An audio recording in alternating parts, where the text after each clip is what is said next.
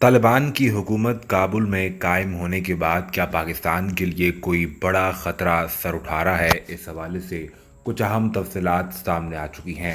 काबुल में अफ़गानिस्तान अमारात इस्लामी की हुकूमत कायम होने के बाद तालिबान के तर्जुमान सुहेल शाहीन की जानिब से वाज़ेह तौर पर बयान दिया गया कि अफ़गान सरजमीन को किसी सूरत पाकिस्तान के ख़िलाफ़ इस्तेमाल करने की इजाज़त नहीं दी जाएगी और अफ़गान सरजमीन किसी भी दूसरे मुल्क के ख़िलाफ़ इस्तेमाल नहीं होगी।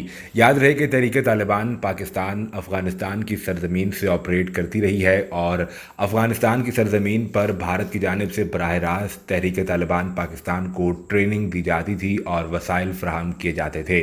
तालिबान की हुकूमत में आने के बाद पाकिस्तान को यकीन दहानी करवाई गई कि TTP को किसी सूरत अफ़गान सरजमीन को इस्तेमाल करने की इजाज़त नहीं दी जाएगी। इस हवाले से पाकिस्तान की वज़ारत दाखिला और तालिबान हुकाम मुसलसल राब्ते में रहे और वाज़ेह तौर पर अमारात इस्लामी के तर्जुमान की जानिब से बयान भी दिए जाने लगे।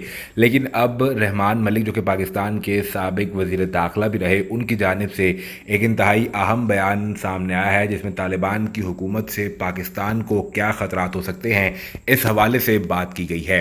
तालिबान की हुकूमत कायम होने के बाद पाकिस्तान को क्या ख़तरा होगा, रहमान मलिक ने खबरदार कर दिया है। साबिक वज़ीर दाखिला और chairman institute of research and reforms senator Rahman Malik ने कहा है कि तालिबान के अफ़गानिस्तान में हुकूमत बनाने के बाद पाकिस्तान में कुछ मजहबी गिरोह शरई कवानीन नाफिज करने का मुतालबा और कोशिश कर सकते हैं।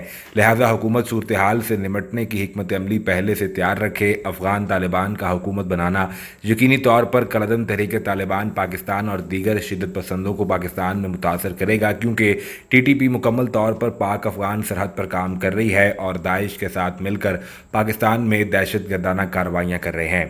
तफसीलात के मुताबिक रहमान मलिक का यह कहना था कि तालिबान का अफ़गानिस्तान पर कब्ज़ा पाकिस्तान में कुछ मजहबी धड़ों की हौसला अफजाई करेगा, क्योंकि अफ़गान तालिबान और पाकिस्तानी तालिबान यानी TTP के नज़रियात मुताबिकत रखते हैं। दाइश और तालिबान की जानिब से बुनियाद परस्ती का नासूर नौजवान नस्ल के ख़ास तौर पर मदारिस के तलबा में फैलने का खदशा है और इसके बदतरीन असरात साबिक फाटा और बलूचिस्तान पर मुरतब होंगे, जहाँ भारत और मगरबी ताकतें पहले ही पाकिस्तान मुखालिफ साजिशें कर रही हैं। उन्होंने कहा कि वो वक्तन फ़वक्तन पाकिस्तान में बढ़ती हुई इंतहा पसंदी के बारे में खबरदार करते रहे हैं। इंतहा पसंदी और दहशत गर्दी की जड़ें सोवियत यूनियन और अफ़गानिस्तान के दरमियान जंग में जाकर मिलती हैं।